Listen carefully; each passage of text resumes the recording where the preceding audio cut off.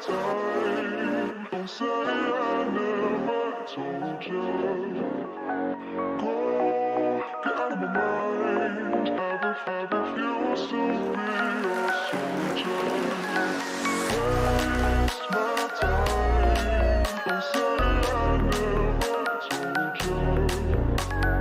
Go, get out of my mind. Have refused to be a soldier. Waste my time. Don't say I never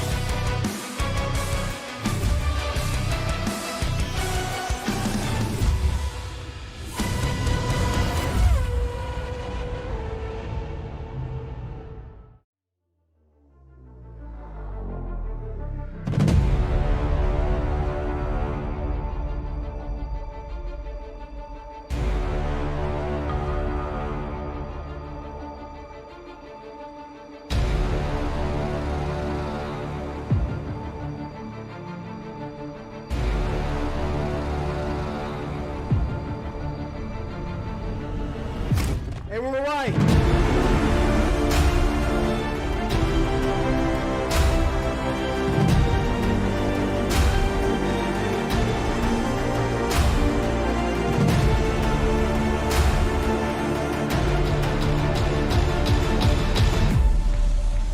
Who's going to come out on top? Wow, what a save. Oh, he's a no!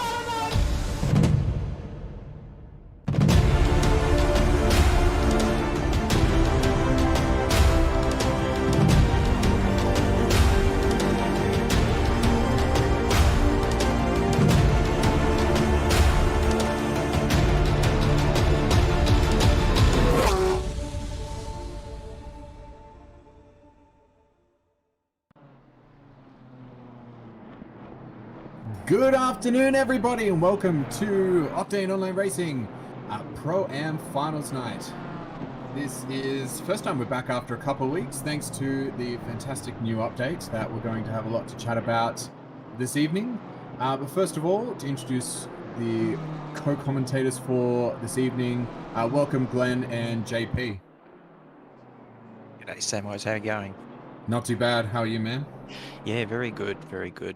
Looking forward to the Beamer race and then into the final. Absolutely. Have you managed to drive the Beamer yet? Had a bit of a crack at it around a few tracks. It's very nice, very stable. Excellent. And Run out of JP, speed. JP, how are you? I'm very well, thanks. And yourself, gentlemen? Very well. Yeah. Looking forward to some good English racing around this wonderful little track. Absolutely. Have you had much of a chance to try out the new changes with 1.8? Yeah, I've done a fair amount of practice with the busy schedule coming up over the next couple of weeks. Finals and the last round of endurance and stuff like that. So experienced a couple of tracks, a couple of completely different tracks, being Silverstone, Spa and here. So yeah, so far not sure if I'm enjoying it. It's definitely probably more realistic. I'm just not sure if it's more fun. Fair enough. Well, we're in with the new BMW, so let's have a chat about that one. Have you driven it, JP? I've done about 4 laps on it in the special events. It's nice, limited experience, but it seems as though it has more traction than pretty much any of the other cars that I've driven, so it seems fairly easy and safe. Do we know what the lap times are compared to other cars? Have you guys got any insight on that? Anybody in chat potentially have some experience there? From the little bit I've seen online and some of the streams I've seen, it's ultra competitive in pretty much everywhere it's been shown. Obviously the new Fanatic wheel there, as we can see on stream as well, which will be available for the excellent price of only $1,500. Are you a salesperson for Fanatic now? I'm not, I'm just pointing out how ridiculous that price is for a wheel. It's very expensive for the wheel. I got the Porsche wheel and that was $1,000 and that was a lot. So I don't even know. I'd pay extra money for the Bentley one with the circular screen in the middle. Oh yes. That rotates as you rotate the wheel to keep it level. I'd pay $2,000 for that.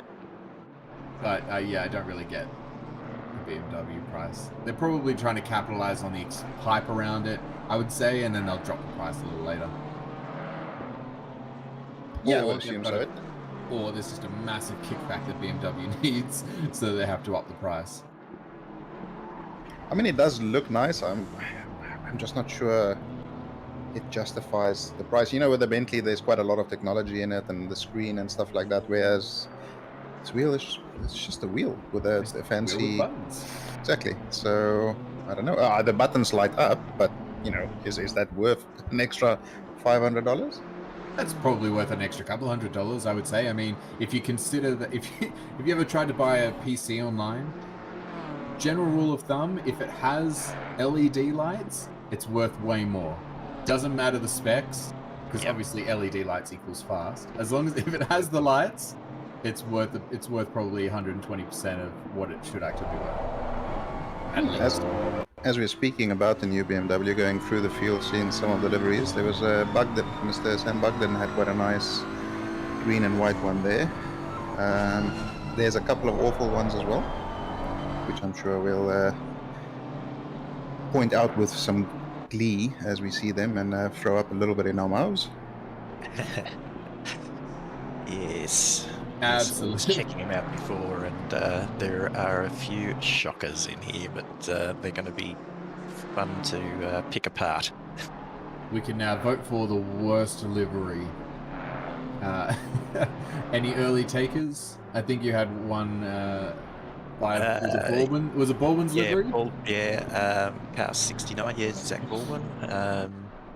Is certainly well on the path to winning the prize. And with the hot pink wheels, just to top it off beautifully. Gotta say, I love the hot pink wheels. So it's like some kind of ice cream lolly that you give to kids. That makes them throw up after 3 seconds. Yes. Oh, that is something. That is a livery. It is something. I'm not sure I'm enjoying. Can we see something else? Because it's I can feel my lunch coming. Oh, there we go. That's a lot better. That's actually a bloody nice one. Not so sure on the green wheels, but the green contrast does a nice job of hiding the enormity of the grille, at least. Car 913. There's another one. Is it Mark Reel? No, sorry, I don't know. Mike Reel, I think. Mike Reel, sorry. So are we seeing both M4s and M6s in this race? No. No, I think there was initially supposed to be a farewell race, but I think that's been canned for the revenge of the GT4s tomorrow. Originally, the Pro-Am race was set to be right before I believe it was going to be on the day before the new patch, and then the Pro race on the Thursday was going to be after the patch, so... Wasn't it day of, actually? Day of the Pro-Am race? Pro-Am finals, yeah. So that makes more sense. I guess we've all said our goodbyes to the M4. Nobody wants to drive that crap now. Yep, fair enough. Well, nobody wanted to drive it anyway when the other BMW wasn't in, so it's okay. That's why they had to introduce a new one. I think this livery could have worked if it wasn't for those wheels. But yeah, I'm not so sure. I mean, this is just a stock one, and that is a very nice livery.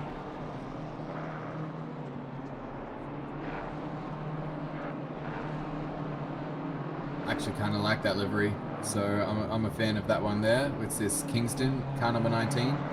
So if your goal was to create a bad livery, you will not win that prize. Oh, That's not a... Oh, yep. It's okay. It's okay. Okay. They're both invalid already. Just so you know. Just so you know. DQ for Greenie. Is he back on the pad, or is he on his wheel? Because the inputs look very paddy. No, it definitely looks like a pad input. Maybe we'll get if we get a look at his steering wheel. I might be finishing up now. But no, I'd say it looked like he was still using a pad. Is Mel broadcasting? Yes, Mel is broadcasting. Hey Cam, welcome. And yes, and Malik's confirmed the M6 race was meant to be prior to the patch. The M6 farewell is now the 12-hour. Is that right? The broadcasting is nice. I like. So Shaz said he was gonna do a commemorative livery. I'm not sure what he's commemorating. It's quite a nice livery. But I know that Michael Babb in the 666 car designed one to sort of commemorate the BMW Formula 1 car, dark blue and white, which doesn't look too bad.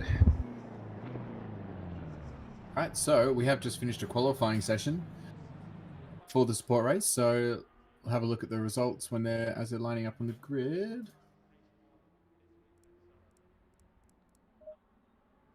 All right, so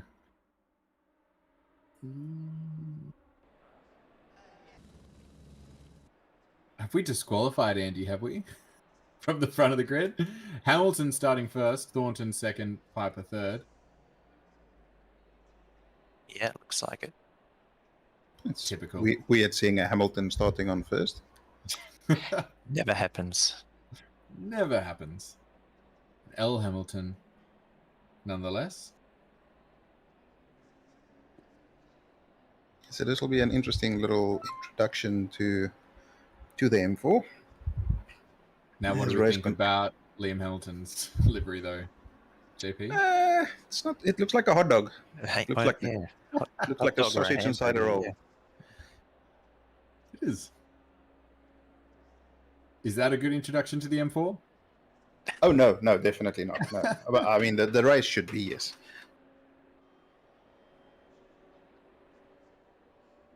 Getting a nice little tour now. Ooh, with the yellow lights too.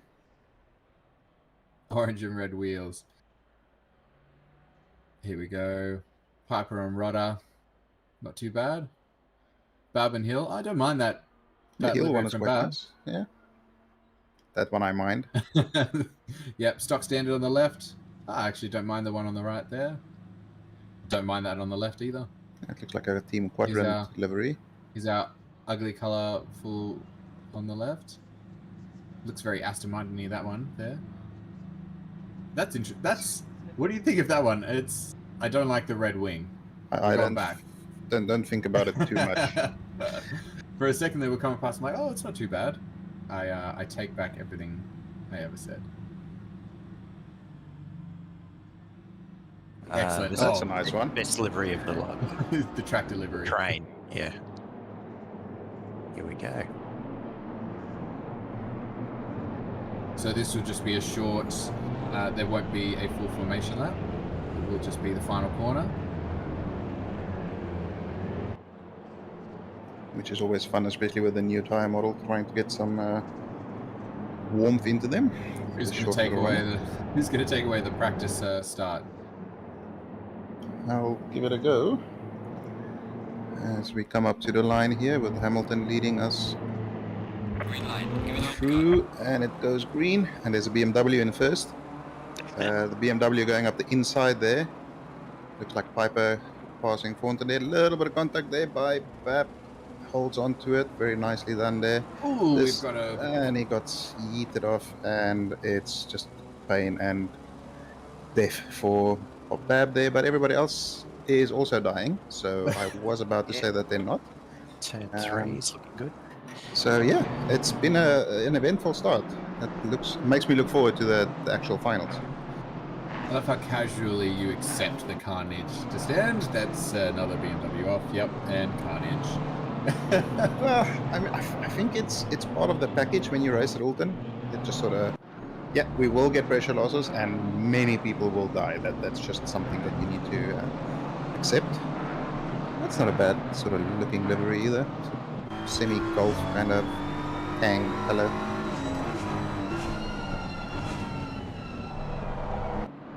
So what's the opinion in chat on the new update, tire model wise, suspension, and just the whole physics update that has been brought in, not only the car?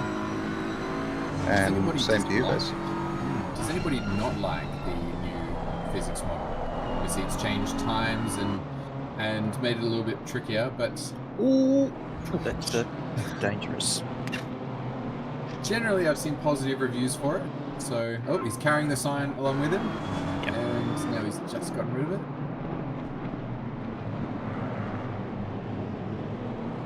yeah, I'm not sure if I like it or dislike it. It's like at Spa I hate it, but I don't like Spa, so it's not really a fair judgment. But at Alton I haven't felt like it's too bad. Ooh, there's a bit of side-by-side contact there. Not sure if somebody died, but it looked like somebody was definitely going to go off. That's a very second-hand looking BMW there for Mr. Roda. I think Andy got caught up in some of that carnage on lap 1. He was second from last at the end of that first lap. So I don't think he sailed through the carnage. Oh, is he going to hit the gap? Oh, No. you got it. Missed it. And a little bit slow and fully corrected. That was... I'd love to see a replay of that. that was a nice little skid through the hairpin. So yes, Stephen Ty pointing out that I know how he feels. I was in the Spa lobby with him the other day, and he expressed some strong views, shall I say, in the negative, not in the affirmative, really. Oh, okay.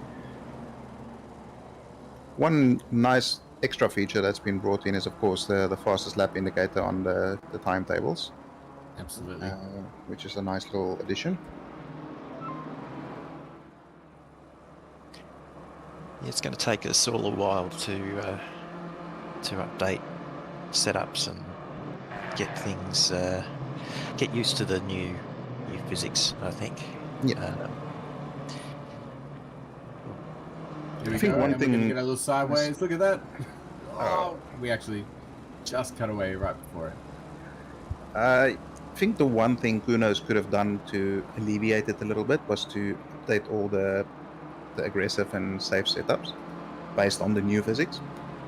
I don't think there has been much changes to it. There haven't been. I was not aware of that. My impression was that they would have done it. So it seems a bit odd that you'd make a large tire change, physics change, and not update them. Well, I stand corrected if it has been updated, but it hasn't felt particularly... Feel like it. It's a little replay from the start. Sideways at turn 1. And a lovely save. And then bent. And straight across the field. And does he miss every car? I believe so. Does he just sail through the middle of a pack and survive? It did appear so. And here we go. We've got lovely, dangerous re-entries going on. Look, here's car number 36. Way off. Oh, he gets just tagged. And he is... Oh, that's a wall. In the wall. That's a wall. He's not going to be in rush hour 3. I love that you said that quote. He ain't going to be in rush hour 3 because nobody ever gets it when I say it. It's very specific when you have to quote the bloopers of a movie. It's a classic blooper. Let's be honest.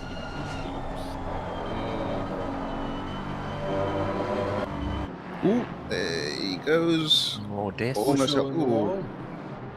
Hignet has stolen the fastest lap. Oh, loving that we see all of this. So that's Hamtaro the hamster there, who got slightly murdered. Slightly murdered? Well, like mildly murdered. Kind of like being a little bit pregnant. Exactly. Currently on with Piper, I believe, is chasing down P2 in the race, but the man with the fastest lap is behind him, only 1.7 seconds away.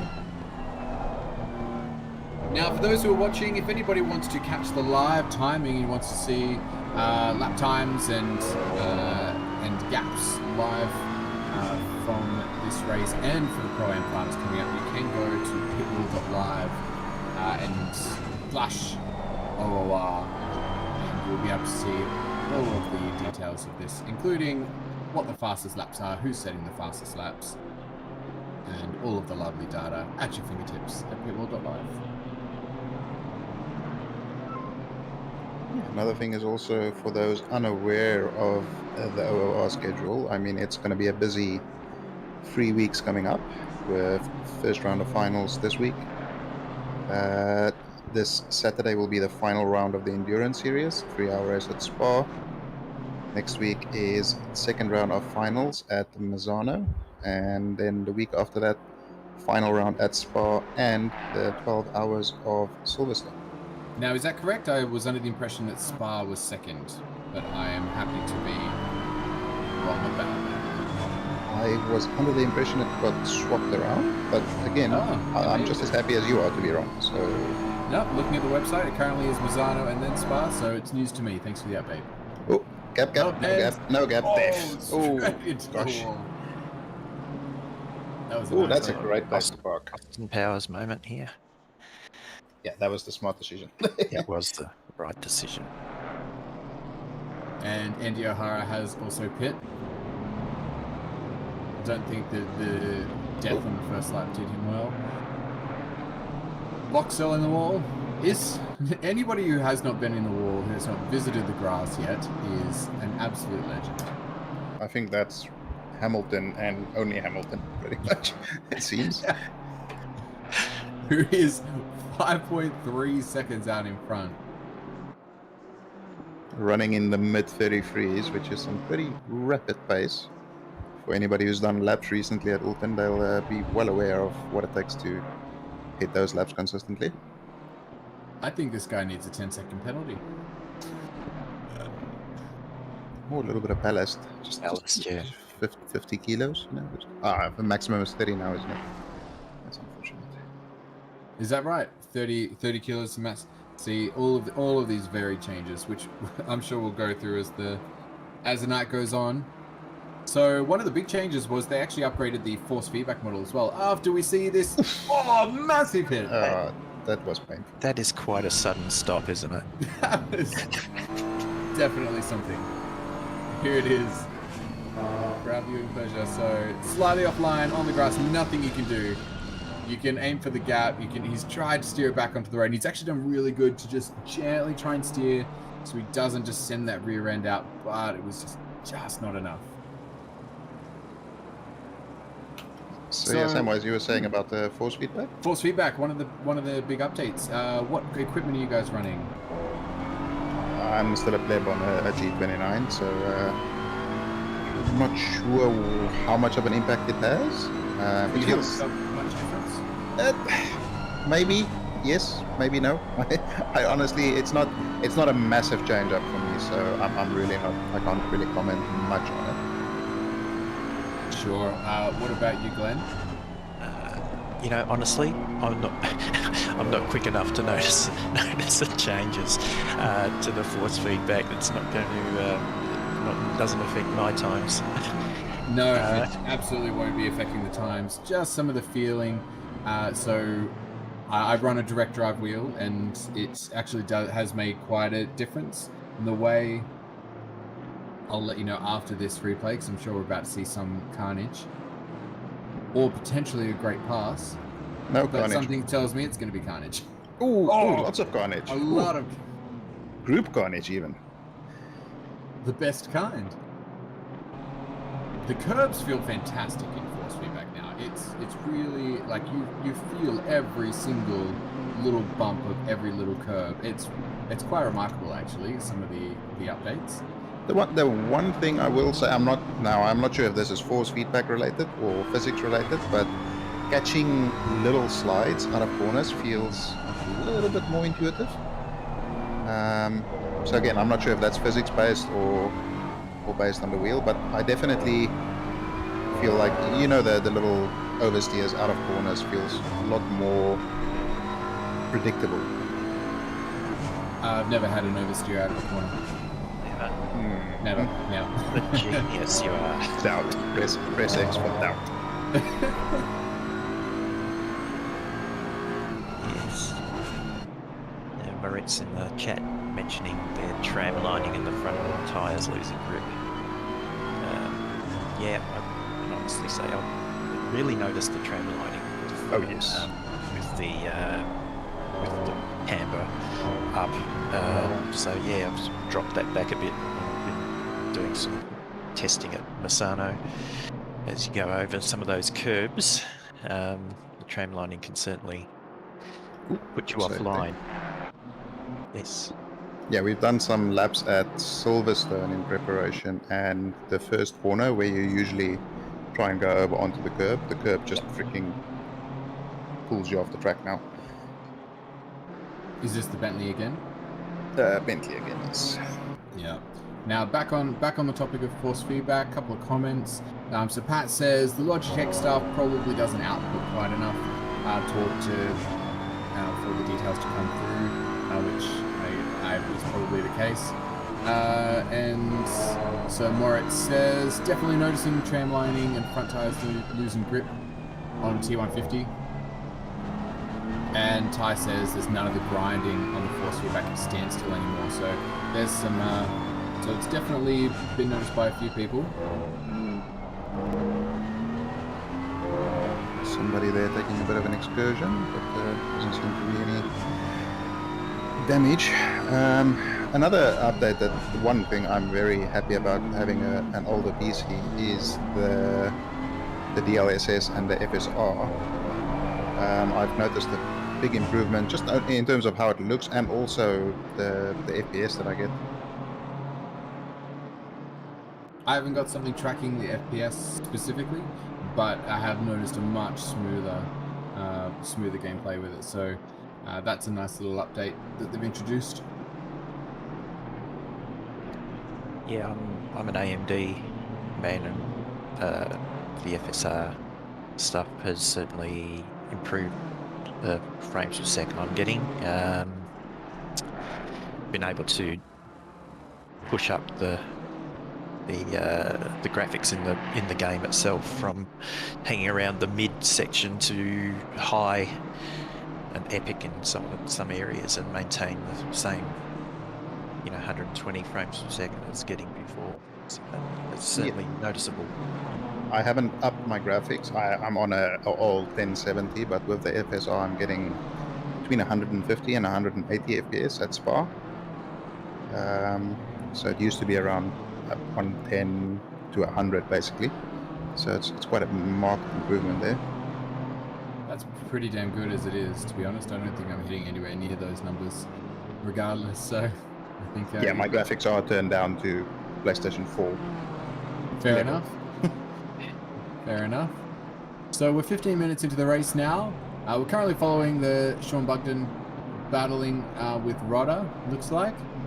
And he's gotten right up onto the back of him. Oh, that is all the way across the grass. He does not give a damn about those tires.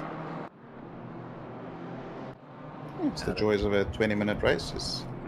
Pressure loss is not too much of a worry. Hamilton gets himself the fastest lap. That's something I expect we'll probably hear a lot this weekend. Just to comment on in chat, Malak pointing out that the current broadcast is running on the newly implemented DLSS. Fantastic. Are you seeing any improvement, Malak? I mean, I assume you are, considering you're running it. But do you know what difference it is running? Are we getting extra frames? Oh, as that is the leader just tagging the grass.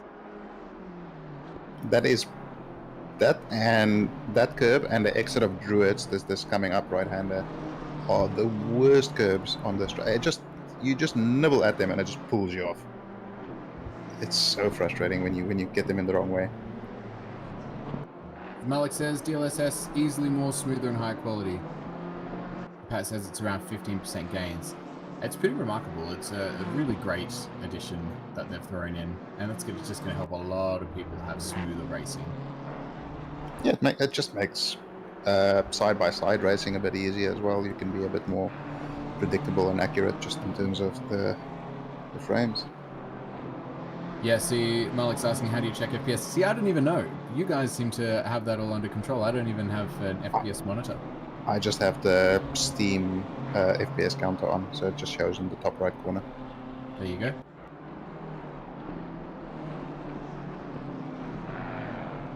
Yeah, same.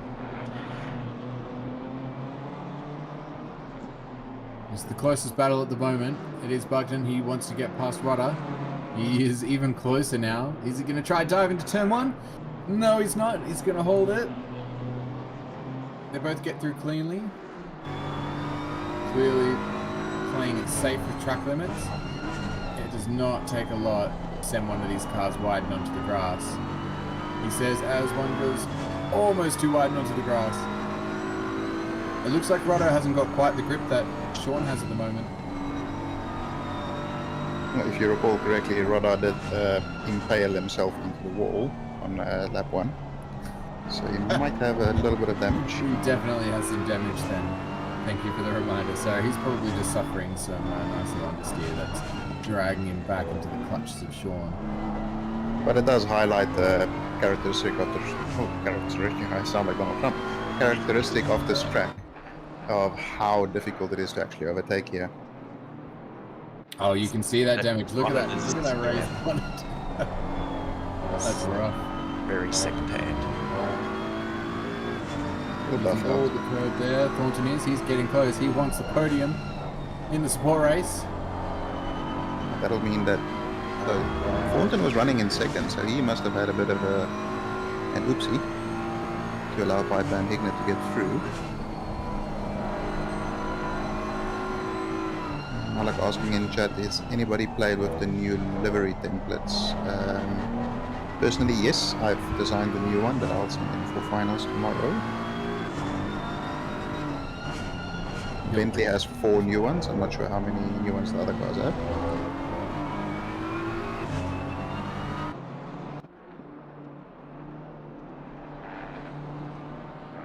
Have you guys checked if the Audi has some updated ones? No, I haven't, but I'm hoping that it does because pretty much everybody uses the one Audi livery at this point, and it needs to change. That said, my livery for this season was not using that one template, so I have not had a chance to have a look at it, but glad to hear that there are some. Okay, As we see shares in chat and also in the race, in the pits, so that's some pretty impressive multitasking. But I'm assuming based on the oof comment that it didn't go particularly well. Yes, but we are on the final lap, I believe, and we have a battle for third position on our hands. Thornton chasing down Hignett, going past the blue flag.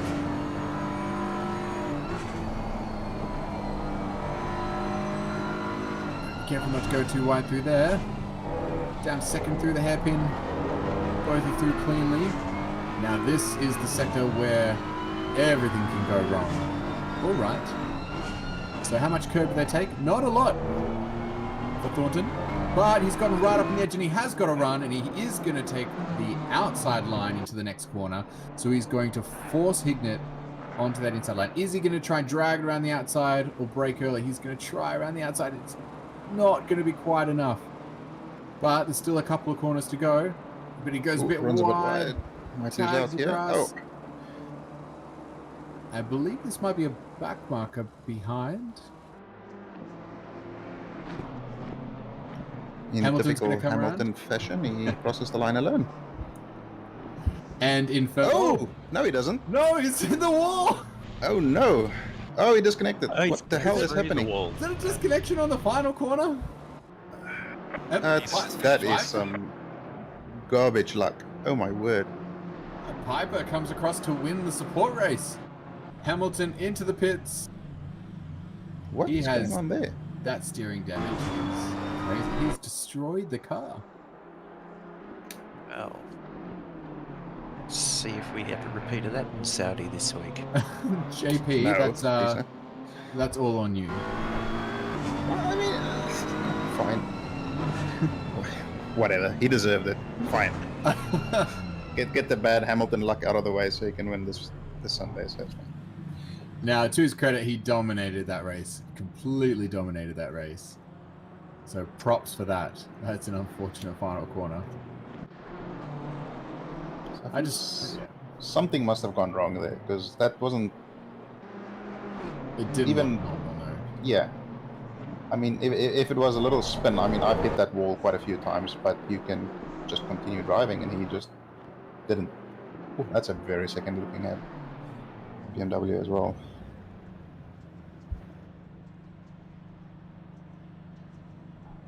Well done, everybody, in the support race. Certainly entertaining. Now that was the first race for Octane Online Racing that has featured the BMW M4. And now we are flicking across to the main event for tonight, Pro-Am Finals, as our onboard stops because they are on their way into quali right now. What fantastic timing. It's a bit unfortunate. I was honestly expecting it to rain, not to steal Bender's thunder here, but I was. It's British. It's Alton Park. I was expecting some moisture. Have you ever noticed how every person on the pit wall is identical? That shot just now ran straight down the pit lane. So all the guys sitting on the pit wall, they're just the same dude for every team. To be fair, it is a racing game, so you're supposed to be focusing on the cars, not the people. Look, okay, I'll give you that.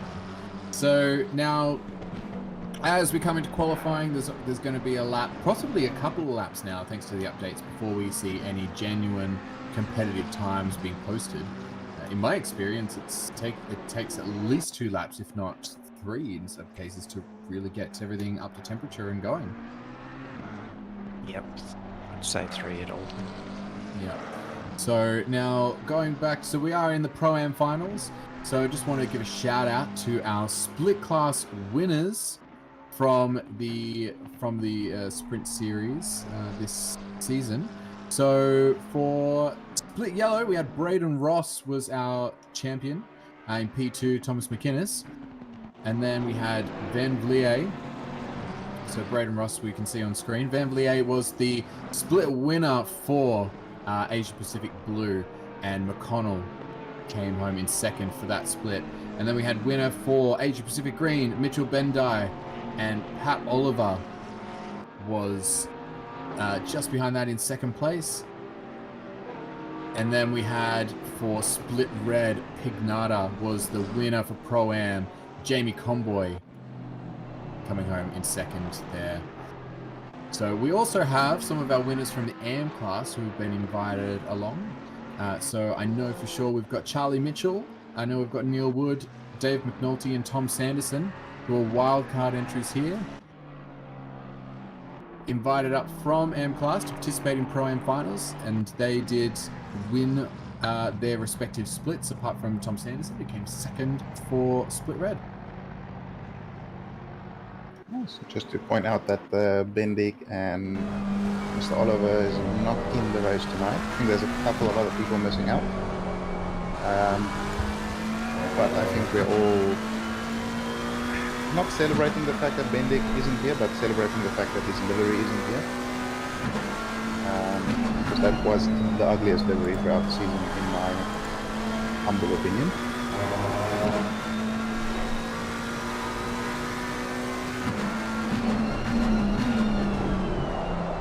Oh no, Ryan Green's calling me out in chat. It's Van Vliet, isn't it? Oh, as in, if I said it in Afrikaans, it will be conflict. Okay. Conflict, yeah, so I'm not sure. So a couple of other guys not in tonight is Wafik Priyanata in the Aston, Mr. Harvey in the Audi, Villanueva and Atanyake both in the Lexus, Spidey in the Macca, and Bartlett and Greeny, who just did the support race but not the finals. Pat Oliver's joining us in chat, if not for the race. So congratulations on the P2, Pat. Sorry you can't be racing with us this week. But again, those winners from their splits to look out for: Braden Ross, Marcus Van Vliet, Mitchell Bendai, and Matthew Pignata. But Bendai is not with us tonight. So Pignata, Van Vliet, and Ross are their split winners to keep an eye out for. They are going to be very competitive tonight. We have seen some laps coming in, low 34s, which are pretty good bankers. Van Vliet here already 2/10 up, so I think we'll be... What do you think are the odds of seeing any 32s in quali? I don't think we'll see a 32 in Pro-Am quali, but I think we'll get into the high 33s for sure. Potentially even better, potentially even to mid to low 33s. Yeah, I was thinking 33 5s. Now those top 6 are, I believe, the six that I had mentioned as their respective 1-2s in their splits. Ross, McInnes, Van Vliet, McConnell, Pignata, and Comboy. There they are, right there. 1, 2, 3, 4, 5, 6. Showing exactly why they came first and second in their respective splits. They should put Van Vliet first, provisionally. Yep, and he goes just about a tenth quicker than McInnes. So we have our first two 33s here.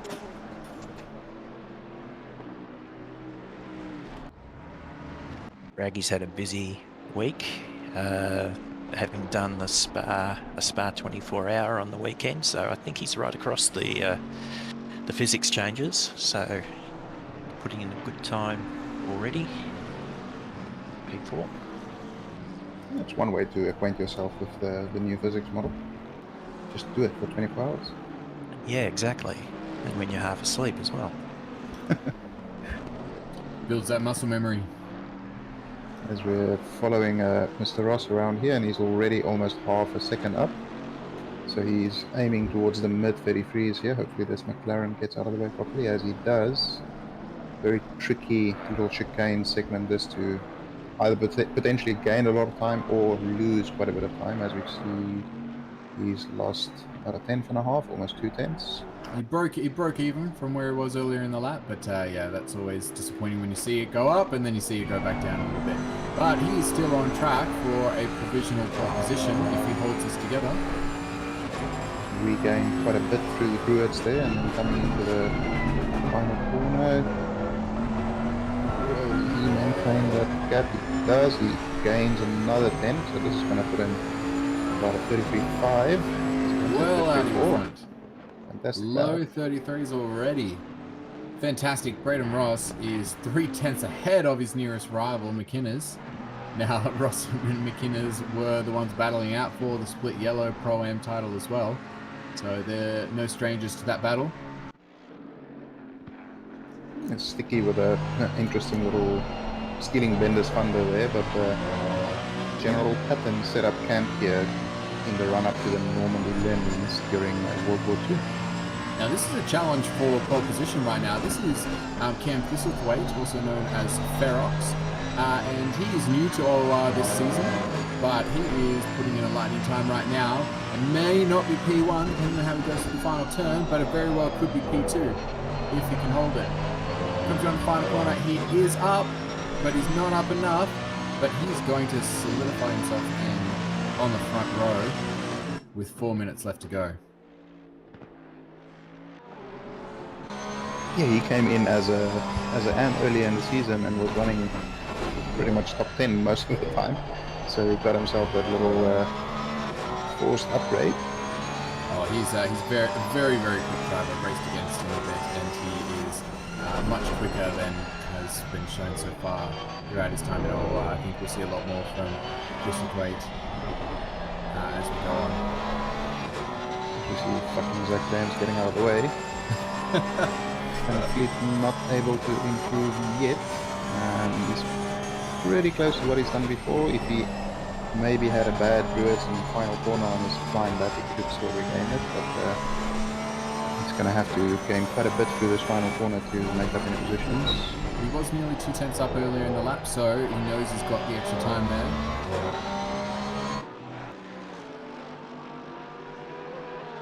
Just a health and safety check. Has anyone seen Jan in the chat today? She was in earlier.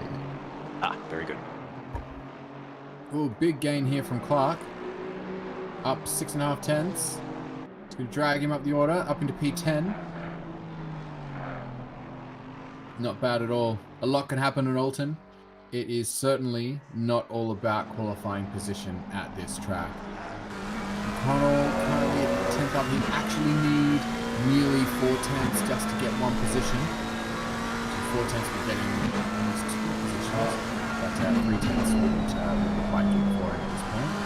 So he's still going to get another 2 laps if he's got the fuel for it. He's got to drag himself a bit further up in the times to get closer to the lead. These guys are probably not having the best week from what I've seen and heard. The McLaren is not favouring this track, so I think these guys will just be looking at damage limitation this week and then try and rack up the points. Oh, that's invalidation. Comes Spa and Mazzano. McConnell has invalidated what will be his penultimate lap for qualifying, so he's going to want to get around cleanly and have a good lap next time around. As we see Scilano, who is nearly 9/10 up on his time. In fact, he's going to go a whole second faster than his time. Best so far has been a 35 seconds, going to drag him to mid-34s, 13th position. Very nice work from Siciliano. Siciliano. I'm going to go with that. If it's wrong, shoot me. No, don't. Please don't do that. The good fun with Alton Park is the track or the corner that's the easiest to invalidate is turn 1. So it's so frustrating to try and push on a good lap and invalidate on the very first turn, and then you have to just run around and try and get another lap in. Do you know who has pushed on the first few corners? Mr. Van Vliet. Yes, he is 2.5 tenths up. He's halfway through the lap. Fairly careful over the curbs there. He's lost about a half a tenth maybe there. Still up, so still put him on the front row. If he can maintain it through the final sector of the lap here. Doing well.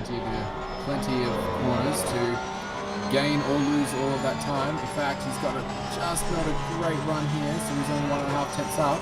And he's still good enough for the front row if he holds it. He needs to have a clean final sector. Oh, he's just got some oversteer and he's going to lose that time.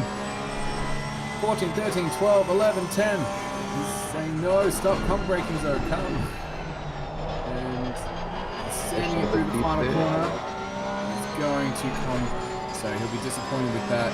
He's potentially a couple more places up, but we know it's going to be a good, fair fight from him in the race. Now, I'm surprised we've got a McLaren currently in P3. That is an impressive showing. In fact, P3, P6, P7, and P9, all McLarens, who are supposedly one of the worst cars for this track. The official way of putting it in second, which is pretty impressive. And I'm wondering if... Ooh, that was Raggy. The Merc has supposedly gotten quite a bit of a buff in the promotion update as well. So I'm sure Official would have enjoyed that. Malik says poor McLaren drivers, they're really hard done by in that car. Oh, you want to know how hard done by they are? Apparently McLaren has got themselves a buff as well. These are the rumours that I've heard coming around. It's very hard to send sarcasm in text, but it was very apparent. Yes, very obvious.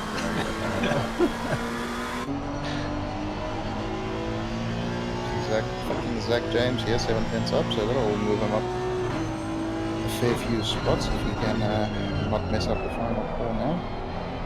So continues to gain a little bit there, loses a little bit on the exit, but still quite a good game. Puts him up to P17.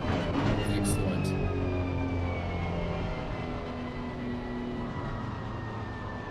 And that is going to be it for qualifying. So you've got Ross from Thistlethwaite, from Tom McInnes and Van Vliet. They are your first two rows. Shortly behind them, you've got Pignata and McConnell. So the only new addition to that lineup who was not on our list of first and second places in their splits is Thistlethwaite. So he's making a name for himself now. So just before we start, for those not aware, tonight's race is a 60-minute race with 2 mandatory pit stops. Drivers need to change tires on both pit stops. And yeah, fuel is optional, so you can start heavy if you want. But I reckon, I don't know what you guys think, but I think if you qualify well, the optimum strategy would be 3 little 20-minute stints, or am I being an idiot? No, that'll be your standard strategy. 3 20-minute stints is smart, especially because the tires are so likely to get those pressure drops, and it does make a big difference for lap times. In a a regular race, in any other race, any other track, I would say you would see a lot of people putting in more fuel to start with, and potentially pitting early so you could pit right at the beginning and then put in that extra fuel and be running that extra fuel for the first little while. So if you wanted to get out of traffic, that's potentially a strategy you could go by. You could come in really early, get out of the traffic, just put in some laps while everyone trips over themselves. Yeah, I think when we did the rookie practice races, that was something we tried, and you come out in perfectly clear air, so you can pump in some laps. I think if you perhaps don't qualify as well as you would have hoped, it's a good solution to maybe make up some spots while running in the clear air. And just to answer some questions in chat, yes, Afrikaans is very similar to Flemish. We can pretty much converse with each other between Afrikaans and Flemish, though Dutch is a bit we can understand Dutch, but it's quite a bit different.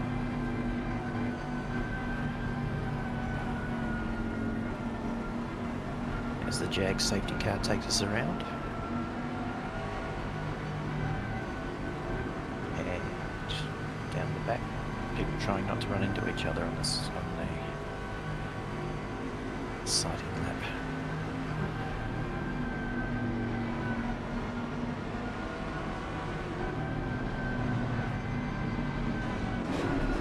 Can any of you speak Tasmanian? I can't make the noise that he made. Something like that. I'm not sure if that's what it's. Is that Tasmanian or?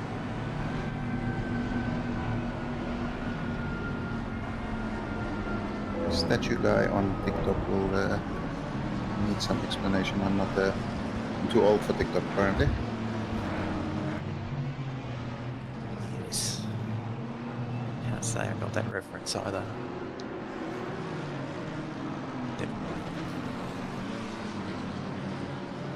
I have to admit, I've seen quite a few photos and little video clips since the update, and the graphics has always been fantastic, but some of the recent ones I've seen are just freaking absolutely stunning.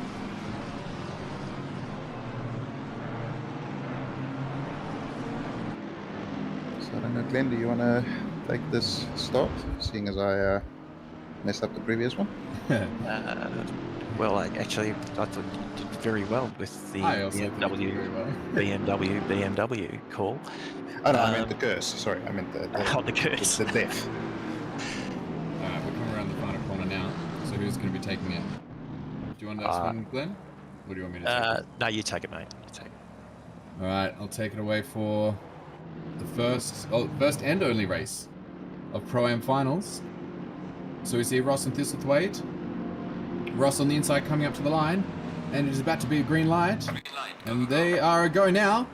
So we're going to be 2 wide into turn 1, and so far so good.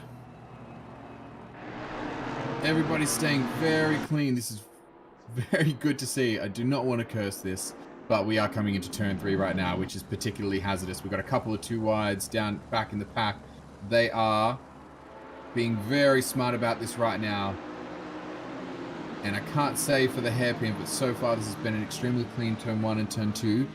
Very, very proud of everyone for that. We've got a McLaren up the inside. He really wants the position from that Mercedes. That might be Thistlethwaite, dropping back from McInnes, who's now got his way up to what may be P2, I believe. And the Mercedes just under some pressure from Van Vliet in the Porsche just behind him. It looks like Ross may have shot away into the distance. We'll see once everything corrects on the timing board. Porsche having a little look, and Thistlethwaite is currently in 3rd position, even though it says second. He's in 3rd position, even though it says, well, it does say 3rd because it's safety car, but it does effectively say 2nd on the board.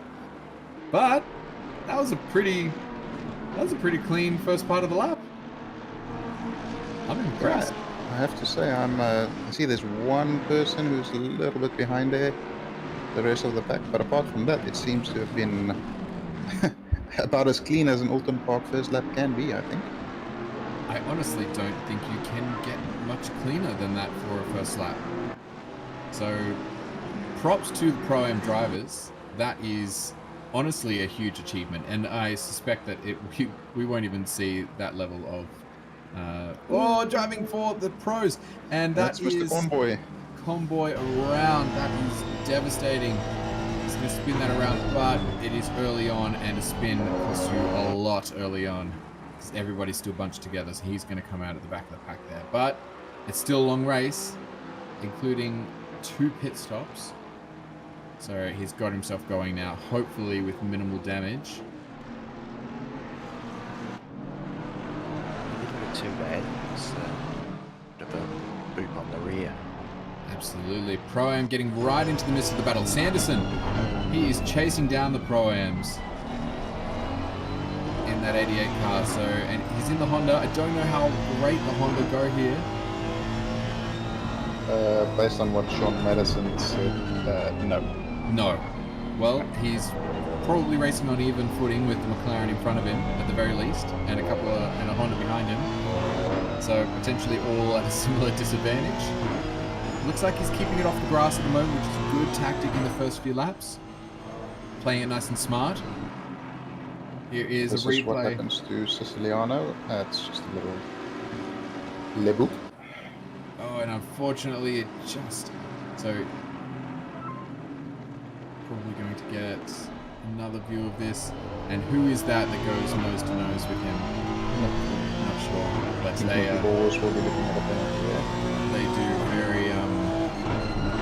very intelligently slow down, but unfortunately get just the short end of the stick there and have to wait, and all of those cars pass them while they wait to get around. It's another replay, and that is the Convoy spin. It's had well, he started to spin by himself, and then he had a little assistance at the end. And he's come back on. He's in 21st position, chasing down the pack.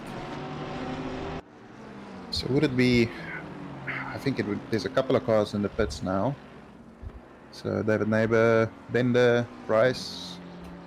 I would think that it would be a good choice for Convoy to maybe jump in. Although, he is in fresh air already. True.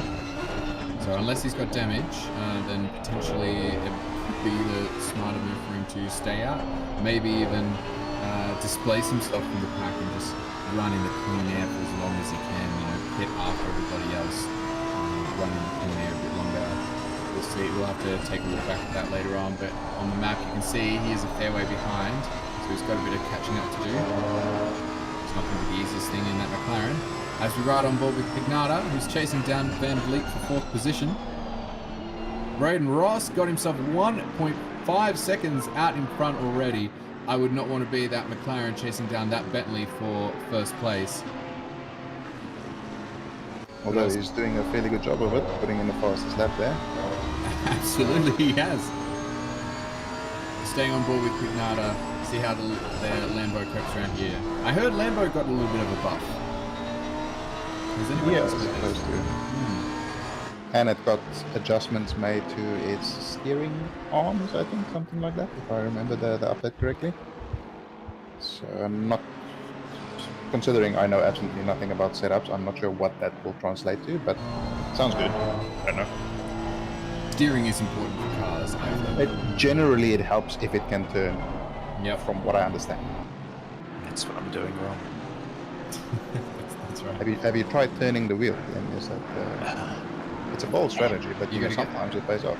Yeah, but you got to get some steering arms. You can't turn a wheel without steering arms. That's true.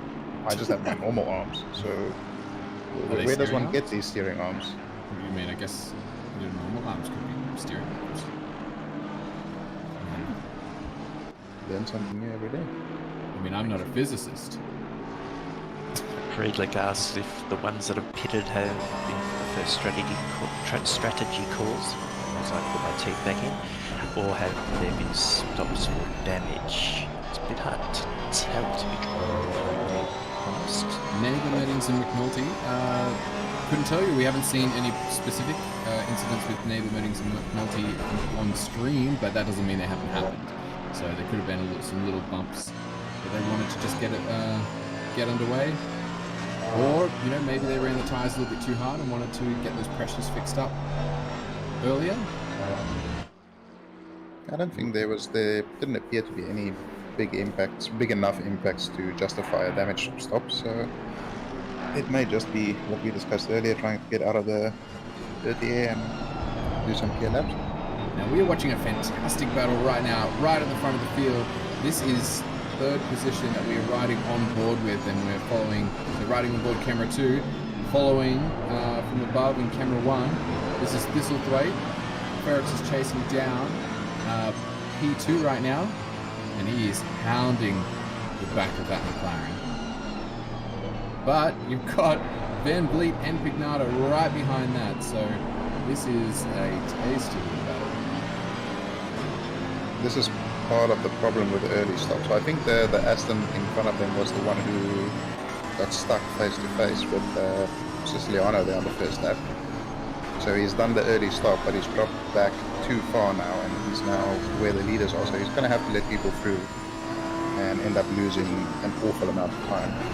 That's exactly what you don't want to happen. So pit stop, the pit is fairly short here, but yeah, there's always the laps. You've got to make sure that you get out before those things come around. This is kind of it's probably over at that point. Yeah, the pit transfer time here is only about 15 seconds without a stop, so 45 seconds, including a stop or so. Now, do you think we're going to see? Do you think we're going to see one of these top guys pit? I wouldn't be surprised if you see definitely not Ross or McInnes, but maybe Van Vliet, Pignata, one of them. They could try and do a bit of an undercut there, get some clear running and try and gap this, because this little train isn't going to be doing particularly fast laps. So if you can get in clear air and put some good laps, you might be able to jump them. We are riding on board. This is Siciliano behind Wood at the moment. Wood putting in a defense here. Siciliano, we saw had a bit of an incident early on in the race. So can I tell you that Bryce, Meddings and Bender had a bit of a coming together on lap 2, and both would have had fairly heavy damage on to repair, so I'd say that's why they both pitted. Okay, that's good to know. There we go. So we've got a couple who, like Neighbor and Taylor, who've now pit, potentially as a strategy call. It's not crazy early to pit. You'd only have 2 25-minute stints after that, so definitely not too early to pit. Penalties coming through there, Sandeezy and Meddings. That'll be the incident potentially that you're talking about there. Yeah. Meddings and Bender. Not sure what Sanderson was involved in. Didn't see that. Yeah, as John points out there, Neighbor did it as a strat call. So here it is. This will be the one. That's a send. Okay. a very big send. It is. That corner has the potential, because the fast left-hander is so tricky to get right, and I think when you have a couple of cars ahead of you and you're pushing hard, it's so easy to miss the braking point by just a couple of meters, and that leads to death and destruction. Yes, it does. Bender won't be happy with that one. But Bender has now cleared both of his mandatory pit stops, not just one. So he's, I don't know where he's running at the moment. Car number 6, he is coming onto turn 2 at the moment. That was the Aston in front of that little lead pack, if I'm not mistaken. So there's every chance that Okay. There's every chance that he's pit and he's come out in the middle of the pack, in which case it is not a bad idea to get yourself out of that. He does, though, now have to run 50 minutes on his one set of tyres. So he is going to want to be staying very clear of the grass. Yeah, I mean, I don't know how you can do 50 minutes here without the pressure loss. I don't think it's physically possible, but it's an interesting strategy call. Yeah, you're probably going to want to be avoiding all of those exits that require running on the grass, and it's not going to be pretty. I would not want to be. From P7, that is huge. He's going to lose a couple of positions here. So it looks like he's going to come up behind the Honda, but he might get mugged down the straight by a Lamborghini as well.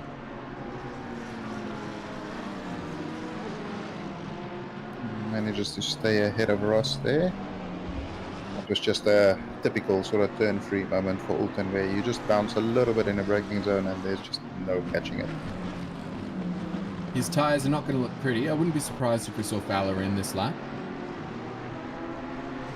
Now, I just want to do a quick shout out to Braden Ross. Have a look, 4.5 second gap right now out the front to McInnes. That is an epic drive that he is doing at the moment, holding his own in the Bentley, of course. McInnes is falling back, but McInnes does have the fastest lap, so he's got the ability to do something here, but Braden Ross is clearly able to be a little bit more consistent with those times in the Bentley.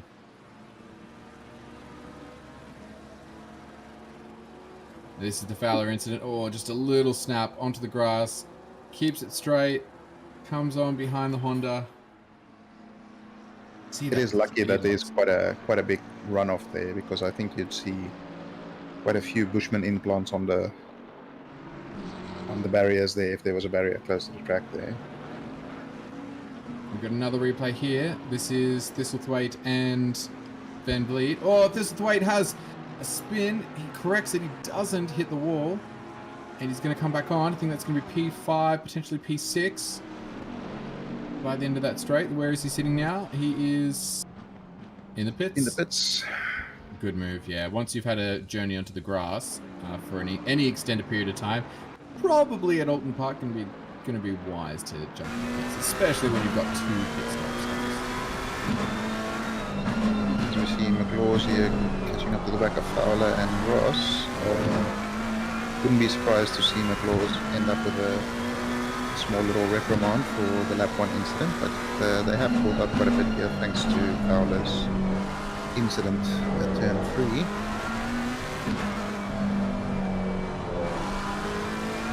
Just the gap at the front has just grown another almost second, so Ross is absolutely on it at the moment. Setting some fantastic times right now. Apparently Charles Clark has met the wall with some violence. He dropped from P8 to P12.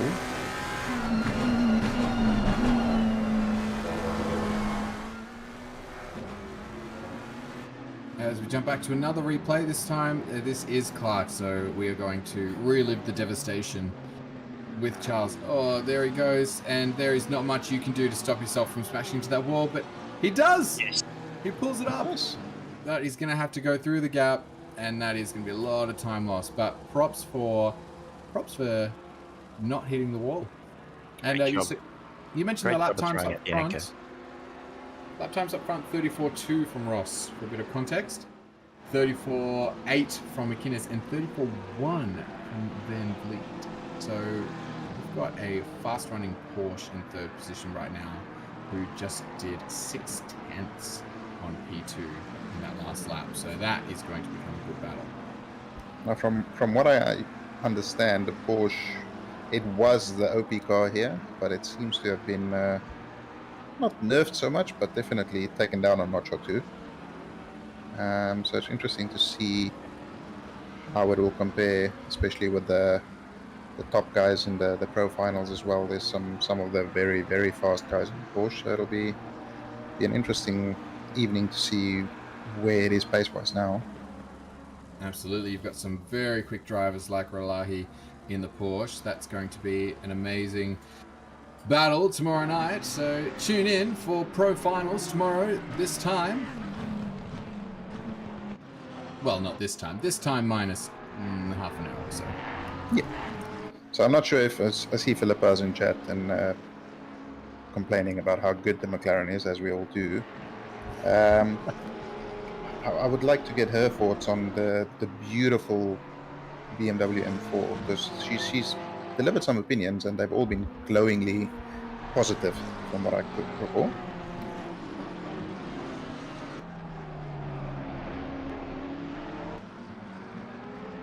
Now we have seen that gap from P3 to P2 close to under a second now. They are within DRS range. If they had it. Yeah, if they had it. Yeah, it's fine. So I think Thistle's right. Thistle's. Well, I can't say it. Yep. Wait. You can call The you dude can in the just say, About you can to- just say Ferox. He's just put in his actually that was his second fastest lap of the race after his pit stop. I got a feeling he had some. He might have had some pressure loss in that first set of tyres, because I saw a couple of instances where he was drifting sideways around corners and basically touching grass here and there. But I think now that he's got a new set on, I think we might see some real pace come out. Hard not to in the first few laps, so I don't blame him, but he is hitting 34s at the moment, and the only other drivers hitting 34s are in the top 5 currently, I believe. Yep, top 3 are the only other ones with a 34 in that last lap, and then Thistlethwaite, who's back down in 15th, but he is ahead at the top of the lineup of those who have done their first stop, so we'll be seeing more from him a little bit later. it's interesting that Thistlewaite's or the little indication. Oh no, sorry, it's only one pit stop. Sorry, my mistake. Yeah, as we have Feza in chat, who is Liam Hamilton, and I don't know if you recall the story of Liam Hamilton and the final corner of Wilton Park, but it ended in tragedy. Where is this? So, hang on. Who is? Oh, Feza 1187. Yep, he's Game game crashed. crashed on the final corner of the final lap as the leader. Well, you know what, Liam? That was an excellent race. You absolutely dominated that and deserved the win. So very nice work. And we did catch it live. So sorry, but not sorry. It was also quite entertaining. Yeah, you're welcome for the curse, just by the way. And interesting to see McInnes has closed the gap on Ross to 3.8 now. Not sure if Ross maybe had a small mistake, as we see Neighbor dive in for his second stop there as well. And we've And got Van Vliet goes for the undercut. That's exactly the one. Van Vliet. And I think we've got Pignata in as well, and so he is back out on track, is he? Yes, he is. Pignata is currently ahead of Kemp Thistlethwaite there, only by a second. So, nice little battle here. Cam is not afraid to put that Mercedes on the grass. We just saw him throw it around that corner on the grass. And there is another stop, but there's still 40 minutes left in the race. So I know we enjoy memeing about the grill on the M4, especially Philippa, but I controversial opinion, I actually think it looks pretty nice. Oh, I think it's great. I think it's a fantastic improvement. I always thought that the M6 was pretty ugly, to be honest. Yeah, that's one way. I don't know, even the road cars is a good looking vehicle. So yeah, Philippa's just wrong. She's fast, but she's wrong about this. Excellent. Just a shout out to Sandeezy as well, running in P5 at the moment. I know there's been quite a few pit stops and stuff like that, but he's having a solid race so far. Despite the 10-second penalty, which he will have to serve in that first pit stop. So we'll see where he pops out at the end of that. It is now just past the 1/3 mark of the race, so we're going to see probably the remainder of people ahead, I suspect, now. And McInnes is in exactly as I said, from P2 into the pits. Currently on the floor with Thistlethwaite chasing down Pignata. So it's interesting to see that Ross is staying out. Oh, and he's Number going to get 5. him. Nice. Smallest mistake. There's no room for error on this track, and every little mistake will punish you severely. I want to regain himself and get back on with it. I don't imagine this is the last we've heard of this battle, though. No, definitely not. Be interesting to see where is Van Fleet running at the moment, because I think he attempted the undercut on McInnes and it has worked fairly well, it seems. He's well clear of McInnes.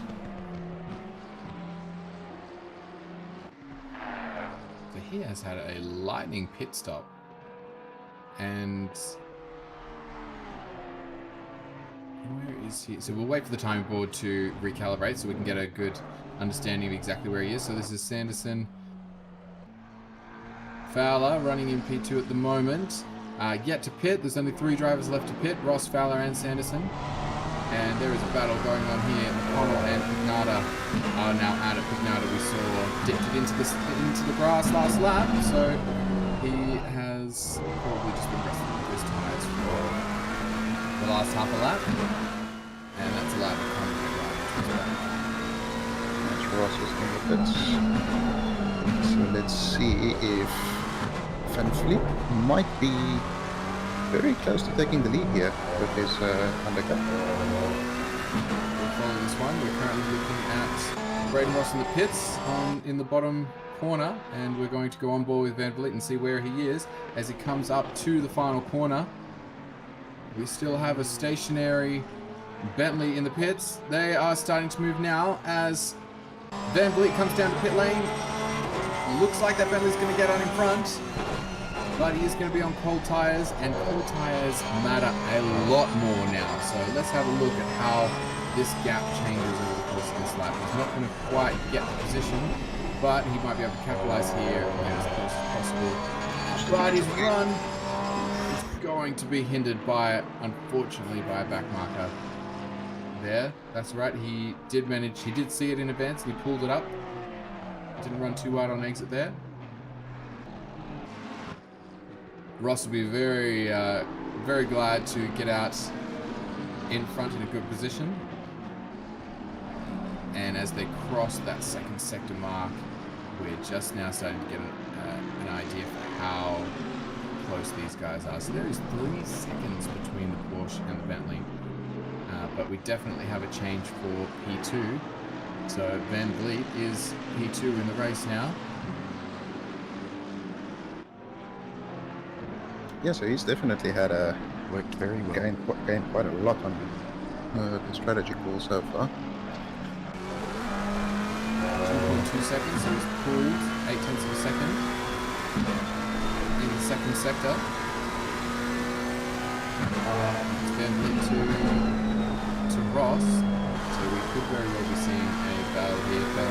Porsche for the win of this race. Is that Thistlethwaite? Yep. Just going wide. He's been overtaken by Pignata, so tit for tat. And we've got a car who wants a piece of that action. Thistlethwaite does a good job to avoid it, but in his avoiding, he is potentially... No, he's going to regain the position. That was a bit of a wild move. That really could have ended in tears. What did that look like to you guys? It looked like he overcooked it a little bit. You mean Thistlethwaite? No, that was McConnell. McConnell, yeah. I think that was just quite an optimistic little sin. But well done by both of them to avoid it. Yeah, I'd say Raggy saw the gap there and knew that Cam had been off track and wanted to see if he could capitalise on that. But yeah, a bit too ambitious. That's right. So we've got a poll up in chat. So who takes the chocolates for round 1? What do you reckon? Is it going to be Ross? He has led the whole way, but Van Vliet is now 1.6 seconds behind and gaining. So are we going to see Ross, Van Vliet, or is it going to be McInnes or someone else come in? Well, I mean, being a fellow Team Bentley driver, I have to put the bubblegum on Braden, but yeah, Van Vliet has looked very strong so far in the sort of second third of this race, so it's hard to bet against him, but I'm still going to say Ross will take it. All right, well, I'll go against you then, and I'll say Van Vliet and make this interesting. So now we've still got George Fowler, who is technically in first position. He has not pit yet. So after he pits, it will be corrected position. It will be Ross and Van Vliet. But Fowler is setting some of the best times on track at the moment. 34.6 on his last lap. So he is no slouch, and it'll be interesting to see where he comes out in. He is clearly doing well in this clean air, and as long as he's setting lap times like that, I'm sure he's probably going to want to keep it there. So this must be, I mean, just obviously it's a strategy, but you have to feel quite a bit more to run this long. So he must have been planning a very long first stint since the get-go. Yeah, so it's now I believe there it is.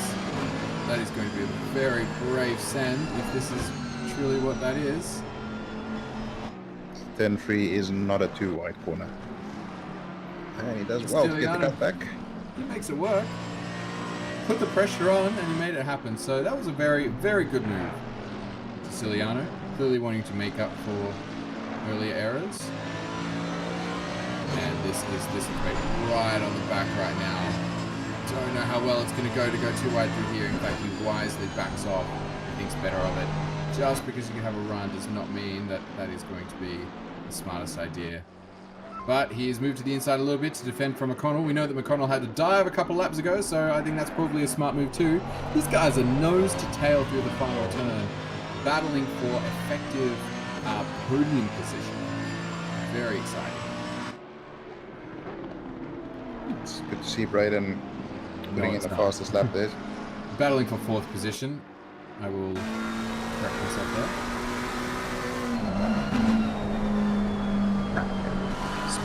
Braden's just taken that fastest lap. 33.8, which is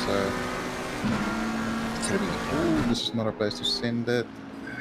Just tries to make him flinch, but Fisselwaite is wise to it. He sticks to his line, and McConnell is compromised through there. It's important to know that it is near impossible to go offline through that corner. If you do not take a perfect apex there, you are risking going out and hitting that grass. But it looks like Thistlethwaite has got the run. He's got a run on Pignata, and he's going to try it around the outside. Is he going to break early or late? We'll see. He tries the early break. He tries the cutback. It doesn't happen. Pignata is wise to it. You've got sort of 2 options down there, and that is one of them. But relying on Pignata to make a mistake is not always the best call. It does seem that Fisselwaite definitely has the pace over Piga at the moment. But as we've pointed out, it's not one of the easiest tracks for generating overtakes. So Fisselwaite will be looking at piling the pressure on and hopefully forcing a mistake out of Pignata, which rarely happens, as you pointed out. It does, though we have seen it happen, and we did see Thistlethwaite get past. So the 2 overtakes we have seen in this battle, Pignata made a mistake, Thistlethwaite got past, Thistlethwaite made his own mistake, Pignata got past, and nearly McConnell as well. So McConnell is showing some good speed here too, so this is really shaping up to be a good battle. They are losing a lot of time to the top 3 though. But so this is probably going to be the battle for them for the rest of the race. Yeah, I think barring any severe dramas for the top 3, these guys are out of the hunt for the podium, really. Interesting to see who pulls a pin on the second pit stop, whether anyone tries undercutting these 3 stay nose to tail the next few laps. So the thing about the undercut is it's tricky when fuel is not set at the start of the race, because you imagine right now it's less severe now because they're putting in shorter amounts, but you know they're putting in a good 35 litres or so at least in this next stop. So if we're all running on say 10,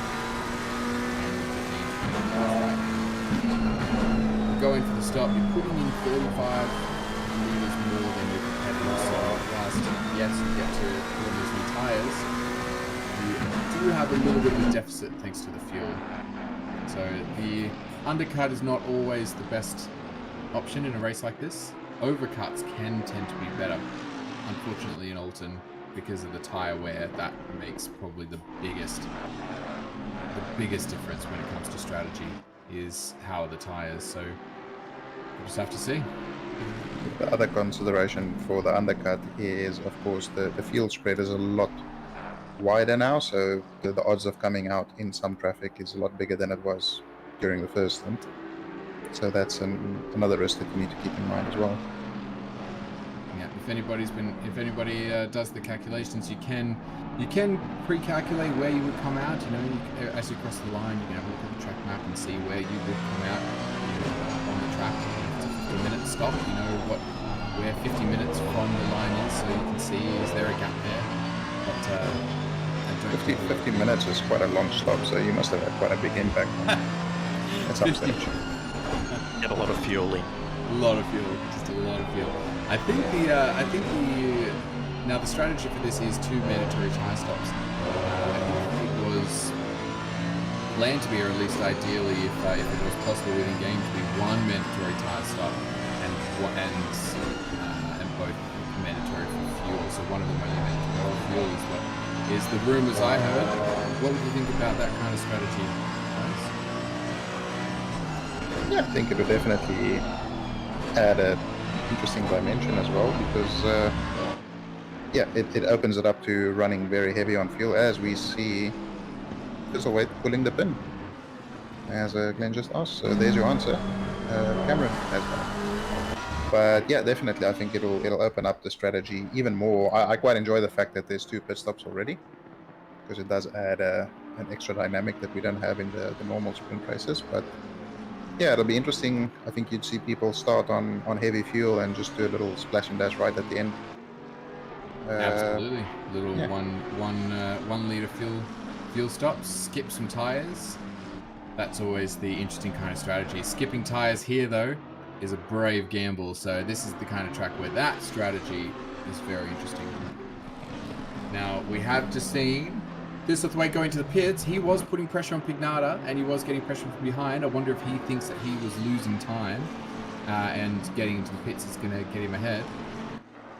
And on the battle at the front, P1, P2, it's now 2.6 seconds. Braden Ross just set the fastest lap of the race, 33.7. Fizzleweight has come out in clean air, so this is ideal for him to pump out some laps now and clear this little battle here. That's right. So we'll see where he comes out on track. See if he has managed to get himself that clear air. He has. Looks like he has a nice little gap. Well, not too big a gap, but he's got one. So he'll be hoping that the cars in front of him pit before he catches up and loses time. So that looks like it's Cameron Mitchell in front of him, because he is Cameron Mitchell. Charlie Mitchell, sorry, my mistake. Charlie Mitchell is not a back marker. Charlie Mitchell is for position. So if Cameron Thistlethwaite catches him, he will have to legitimately pass him. Yeah, so we'll see now. Raggy was right behind Fizzleweight before the stop, so he'll be hoping that the little 1 or 2 lap overcut has made the difference. And given the difference, so I think the overcut absolutely works when you're in a tight battle, because the new time model especially means that your first few laps are quite slow. So if you've gotten up to speed, and if you're at speed and your competitors pit, if you're going 1 lap after them, then they've come out and done they'll come out at the slowest lap. Raggy coming out. This is going to be very close on the exit. And he just comes out side by side. They're going to go into turn 3 side by side. But Fizzleweight will definitely keep the position. That almost paid off for Raggy there. That was very close. Very exciting stuff. But they'll be hoping to put in some fast laps now and clear Pignata once he decides to pull the trigger on his pit stop. That McLaren's looking quite good on its cold tyres, but you want to be careful not to push it too much in the first few laps. You have got 24 minutes to go, and tyre strategy is a big factor here. Not that the McLaren can cut the curbs like some of the other cars, but especially coming in through this second chicane, you want to make sure that you're avoiding the grass there, and then turn 1 and turn 3 as well. So he does. Here's the curb. There as well, so he's staying well off the grass, doing the smart thing. Lewis has got to make it last for 24 minutes. Just to answer TV Matthews there in the chat as well, as we were discussing, this extra added pit stop definitely spices things up quite a bit. Makes it a lot more exciting, and I think it also makes it a lot more recoverable if you perhaps have a poor qualifying or maybe an incident on the first lap or something like that.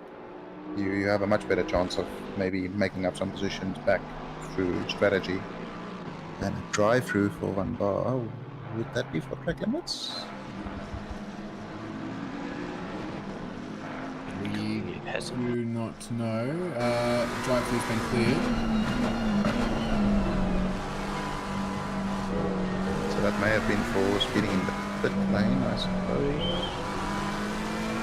Look at the battle for Thanks. P7 right now. Also- This will be corrected for, this will be a little bit further down the field when everything's corrected. But this is a good battle going on right now. This is Ross on course.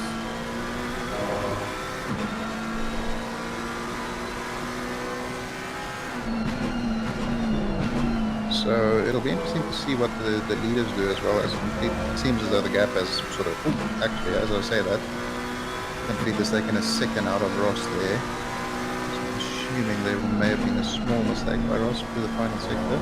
Yeah, a little bit slow through the second sector, it looks like. And Ross did a 35.1 that lap and a 34.3 from Van Vliet. So Van Vliet. No, that's right. Van Vliet? Well, it depends on who you ask. If it's Mr. Oliver, then it's Van Vliet. It's open for interpretation, let's just say that. Van Vliet? I would have said, but anyway. Yeah.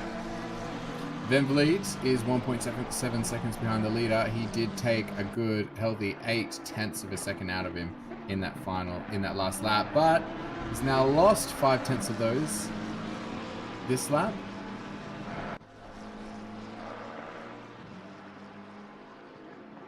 We'll see as when they cross the line what, which will be shortly, what their times are for the next lap. It looks like they're trading lap times at the moment. So Ross does a 35.7, so a slow one. And it looks like we've got a pit stop for our second place. Van Vliet is now in the pits for his final stop. This is... Charles Clark, they're not too aware on the pit exit there. He's entitled to run the pit exit. He does need to get off the racing line as a blue flag. But gladly, they got through there nice and safely. That looks like it's what's potentially made the difference. And Van Vliet has jumped into the pits. He wants to try and get that undercut advantage, try and get himself a little bit closer. We'll see if it pays off. Chris, yes, you have to take tyres on both stops. Correct. So it really doesn't matter how much fuel you put in. So really, you'll see a lot of people are going for that pretty cookie cutter 1/3 fuel at each stop. This is a great battle right now. This is Zach James and Charles Clark.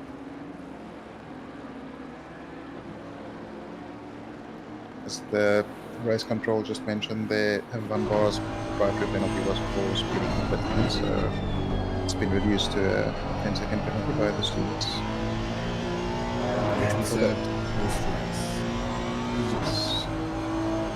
And ultimately, local asking in chat, what cars do you think are the winners and losers of the most recent match? Miles says the GPUs are the big winner. That's true. All cars except for the new BMW. Oh, winners or losers? Are losers. Well, I would say the old BMW is probably the biggest loser, right? Well, that's probably a fair enough point. I think it's been, from what I've seen, and what I've heard, and what I've been told, everybody's seeing some reduction, or not reduction, increase in lap times. That's an interesting. Yeah, I'd be reporting. The lesser known McKinley in the pit. Yeah. I'd be reporting that for assault to McKinley. Oh, he's coming out right behind. This is Van very Vliet coming. close. Ooh, this is going to be interesting. Ross is clear, but this will be tight between these two. Guinness is McLaren's going to have it. that is he has lost out, the Porsche has, so it turns out the overcut absolutely has been affected, and McInnes has got himself to P2, and he is not far behind P1. So that was well. I mean, these guys have traded positions on both pit stops now. So just goes to show how the strategy can impact the race. Well, last time it was exactly the other way around. I believe it was Van Vliet who went in later, and he got the advantage of the slower outlap from McInnes, and now they have done exactly the opposite. But the Porsche's got to run, and he is really pushing McInnes on these cold tires. He's going to try it around the outside. He just has to pull it up, and he's going to lose a fraction of time there. That move is almost impossible to make work. You really do need to be your nose ahead of the other car if you're going to try and pull an outside move around there. You've got to be pretty far up. Yeah, we've seen half a dozen people try that this evening, and no one's been able to pull it off that we've seen. Yeah, nobody's got the mighty run that you need to pull it off, but you've seen some varied tactics, so he wanted to try and spook McInnes there, and think he's going a little bit deep to try it, and then we saw this quite earlier, he tried the same thing, but he's instead he backed up early and tried to force McInnes to overshoot, which was not done. So a couple of different tactics people are trying, but ultimately not successful. But just to answer Ultimate Local's question a bit more seriously as well, I think the cars that have seemed, from what I've been reading and hearing, the GTR and AMG and the Lexus have all improved quite a bit and become a lot more competitive. Not that they've been particularly uncompetitive, but they're just that step closer to being an easy choice.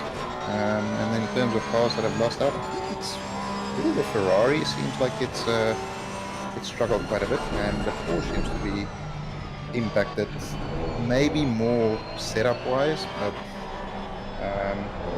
based on the reports from the guys in the Porsche, everybody is struggling to get back up to pace after that. But Chris Viney says the Porsche is worse but not purple. The Ferrari is a fat stack of poo now. Excellent. And the Lambo feels like it could see a little more use now, potentially quite strong. Okay. Some good perspectives here on the new patch. Thank you. Yeah, sorry. No, you go for it. Thanks, Hamster, for the $25. Appreciate it as always. One of the more regular donators, so appreciate it as always. Bad luck in your race with your little murder, or your little death. Freely mentions that Alton Park is sweaty like hell, and I concur with that. I don't think I've ever been in a bigger puddle of sweat than I was last week after the Hoggies. Yeah, I was just about to say that it's coming up to like 45 minutes in the race now, and on a track like this, which is so intense every single lap, it's so easy to start making little errors and just misjudging yourself a little bit. So this is a critical part of the race, especially for our leaders who are fairly close to each other. It is only 1.2 seconds from McInnes to Braden Ross at the moment, so he is going to be feeling the pressure. Fortunately, they get past that back marker very cleanly, who has done a really great job at getting off the racing line and made sure that even Braden Ross had the racing line into that second chicane. So great job by that back marker, getting out of the way very cleanly. And a big old thank you to the ever generous Daniel Hunter as well for the frog, coming with the $25 as well.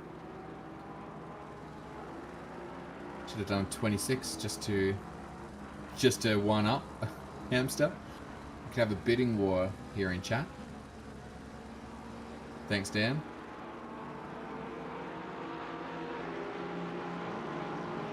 So Dan will be one of the drivers looking for a strong result tomorrow with his OP Porsche here. Yes, one of the drivers who won't be happy to hear that the Porsche might have been bopped a little bit with the new patch.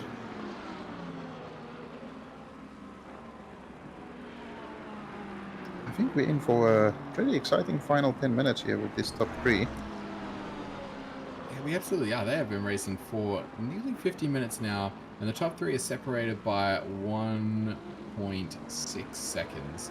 That is an exciting end to the race, but they have lost this away, who is now 12 seconds behind. So it is a battle for these 3 for sure for first, second, third, and then it looks like this is great McConnell-Pignata battle has eased up a little bit. We've got a couple of seconds between them.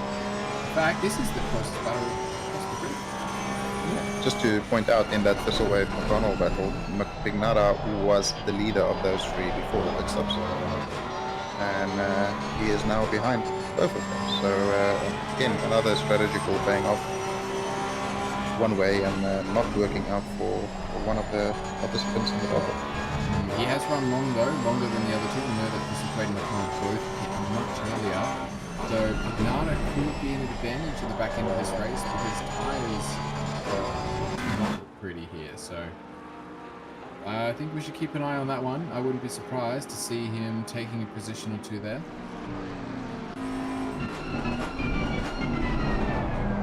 Now, Guinness is now right up the chuff of Ross here, so that little puddle of sweat around Braden's rig will start growing ever so slightly. it is less than a second between first, second, and third right now. This is the best possible way for us to end, to go into the last 10 minutes of the Pro-Am Finals Round 1. I am very excited about this battle right now. McInnes and Van Vliet have been putting in mega laps to catch up. Now, and I believe this is, they're finally in corrected first, second, and third as well, now that Fowler has seen himself through the pits.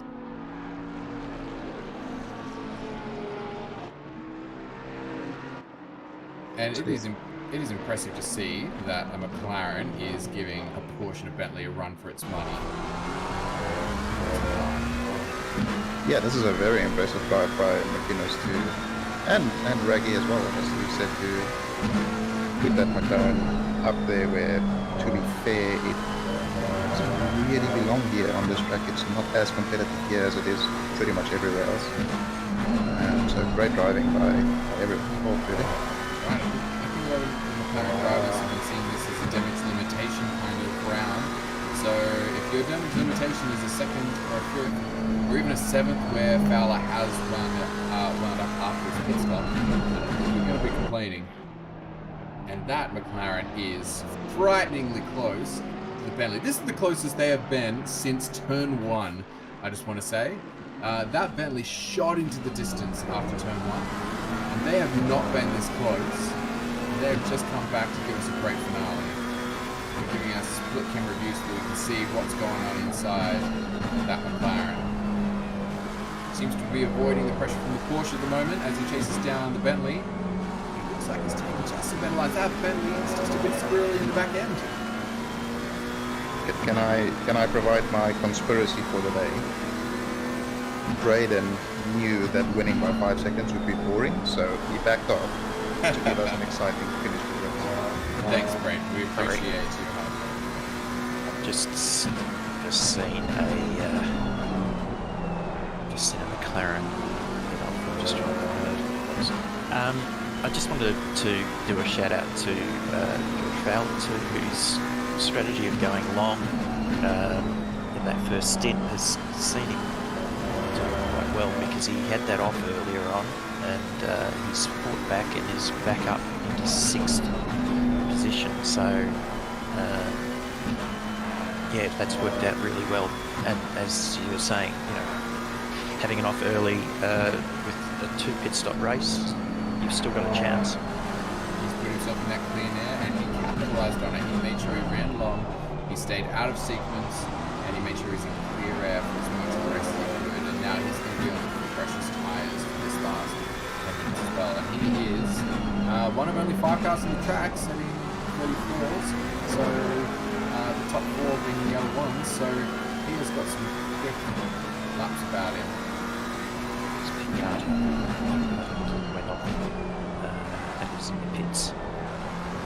That is devastating to hear. I was wondering why Fowler moved up to P6. Yeah, that's unfortunate for to go there. And can Mole maybe ban 1NE Triple P for that ridiculous one? Can anybody handle the pressure loss? It's just awful. But so McLaren's dropping back a little bit at the moment to the Bentley, and he's getting a little bit of pressure from the Porsche. You don't want too much of that because otherwise you will, if you battle too much with the Porsche, you'll forfeit that battle for the lead. Suggestion that from Diabol's that Pinata's game may have crashed. Even worse news than having an accident, to be honest, if it's no fault of your own. And he is just confirming it now, so yeah, that's very unfortunate for Pignata. He was doing so well. That's very sad to hear. This is a replay, Pignata. So we'll see what happens. Yep, that looks like a disconnection That's to me. not the line. Or is it not a disconnection?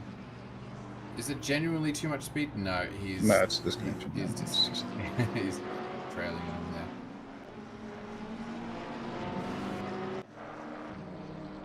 It looks like even disconnections run a little bit differently with the new patch. There's, from what I understand, there's the option in the server setup that it doesn't immediately kick you out.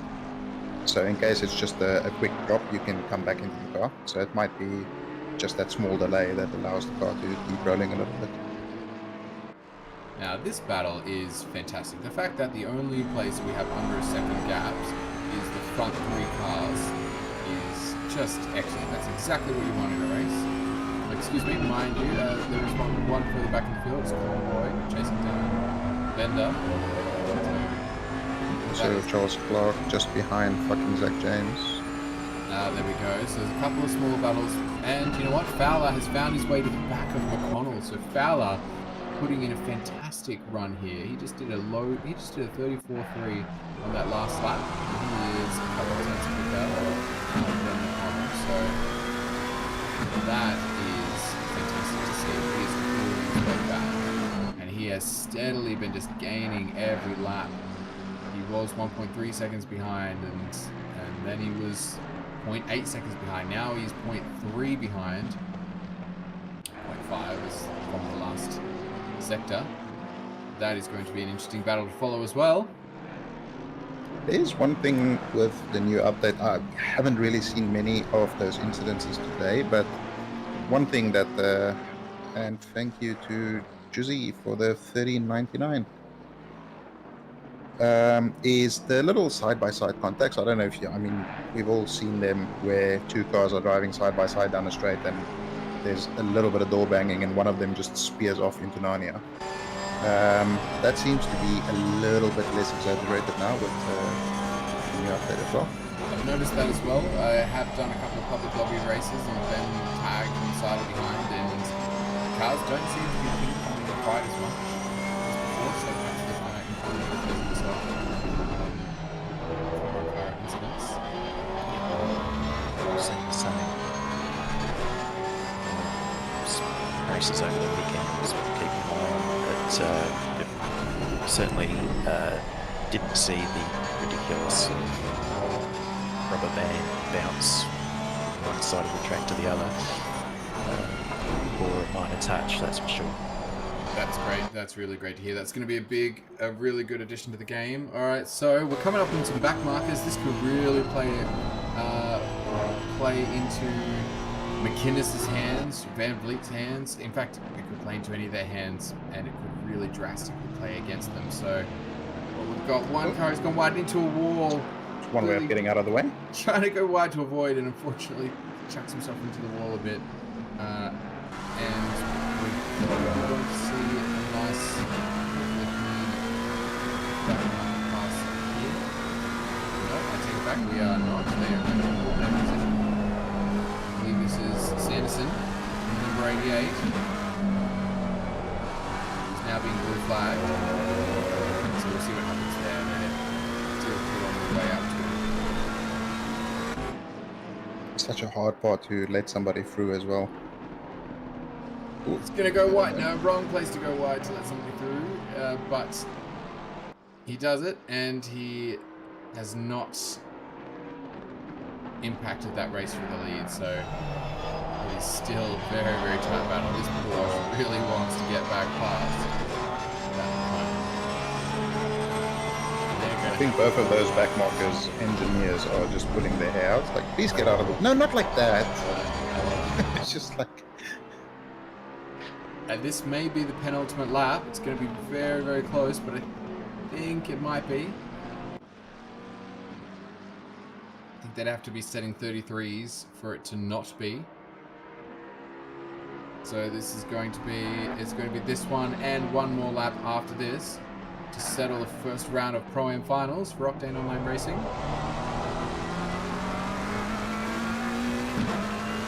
This is just fantastic. Can you believe that our big battle is the front three cars? Sanderson unfortunately got himself a 5-second penalty for ignoring those blue flags. He's just left it a little bit too long. Ultimate Local says, question for the commentators, do you think backmarker 101 class is a good implementation? You know, God knows I need it. What do you think, JP?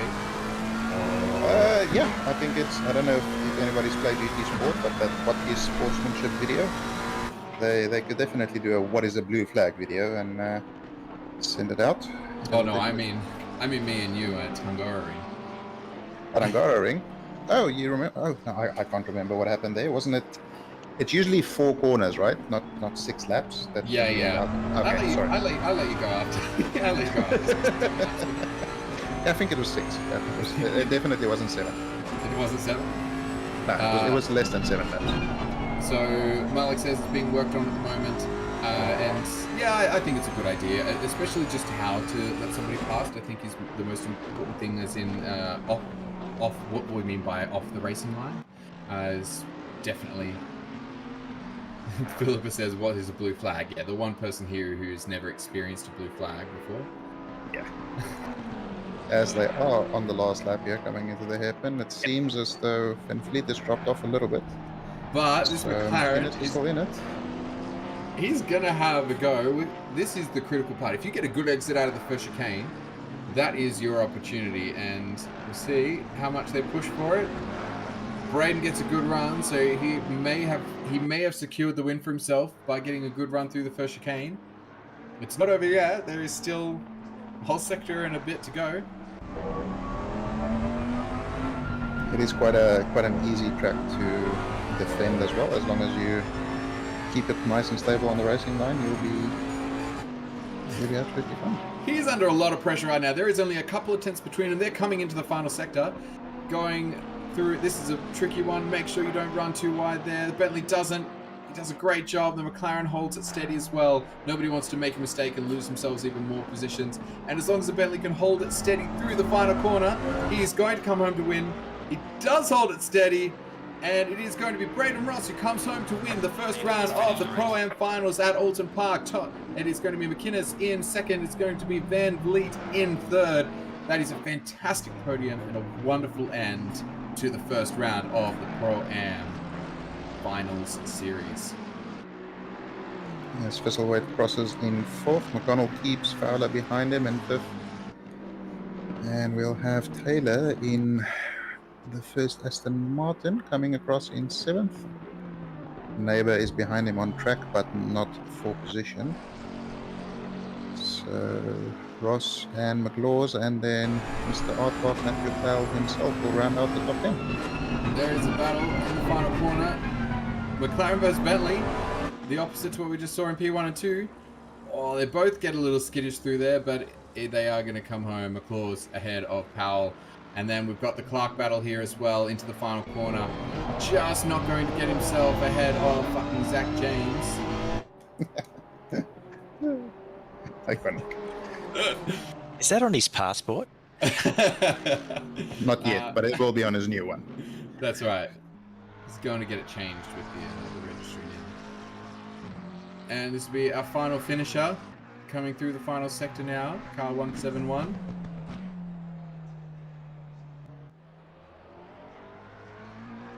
Great Can you, race. what's his team name? Equipe Negligee. That's a interesting team name. And the safety car is going to get penalised for skipping 2 pit stops. And some celebrations from Braden Ross. I mean, not very good celebrations when you're being honest. the top 3 go and have a bit of a victory lap and send it into the pit wall at the end of that lap. Yeah, I have to admit and commend the Pro-Am finalists there. That was, based on this track and the reputation it has, that was actually a fantastic, clean race. I mean, there was incidents, not incident-free, but definitely a bloody good race and some good clean racing all around. The cleanest lap 1 you'll ever see. Pressure's on for the pros tomorrow to That's emulate right. that. To have a big accident or have no accidents. Oh, there's going to be big. There's surely going to be. You can't have 2 races in a row that are clean in the first lap at Alton Park. It's just mathematically not. It's not the OOR way. I believe Mullock's doing some commentary tomorrow, so we'll be lucky to make it 12 meters. Yeah. That's right. Absolutely. Ultimate Local asking what a good celebration is. It's when you do a donut that doesn't include hitting the wall 24 times. That's right. All right, we've got to look at the final results here. Braden Ross in first, McKinnon in second, Van Vliet in third, Thistlethwaite, McConnell, Fowler are the next 4th, 5th, and 6th. And I don't think we go for. I think Pro-Ams are all counted, are they? Or do we look at? I don't think we look at who's won in class because it is all the Pro-Am finals here. Pignata unfortunately had that big mistake, and not a big mistake. Sorry, he had a disconnection, and has put him out of top 6 back to the back of the pack. So that is devastating for him. Fastest lap of the race is for Braden Ross. Very nice work. Very, very good racing from everyone today. Now, just a reminder, we have the Pro Finals starting tomorrow night. Same time, tune in for the Pro Finals. And then next week, we have round 2 at Mazzano. So make sure you tune in tomorrow night. Tune in next week. It's going to be a fantastic couple of weeks of racing to round out the year at Octane Online Racing. And tune in Saturday for the 3 hours of Spa as well. Final round of the Endurance Series. So that is going to be a cracker to watch as well. So make sure you jump in. That's going to be Saturday evening for those on Australian time. And of course, as McCreadly points out, the EU finals are a little bit later today as well. No North American races this week as they had a Thanksgiving break. But next week, all 3 regions will be racing on the same week. Excellent. So, and then we've got, yes, that's right. So we've got the European races as well as the North American races. So we'll be seeing the final series for both of those coming up as well. So make sure you check those out too. All of the times are pre-displayed on the YouTube channel, so you can't miss it. Subscribe. Make sure you're getting alerted when those live streams are happening. Tune in. It's going to be a great couple of rounds of racing to finish up. Yeah, thank you guys very much, and we shall see you on Saturday evening. Thanks, JP. Thanks, Glenn. It's been a pleasure to be on comms with you. Thanks, mate. Thanks, everyone in chat. Have a great afternoon, evening, wherever you are. Thanks to Mullock for great broadcasting. And have a good night, everyone. We will see you tomorrow night. Michael.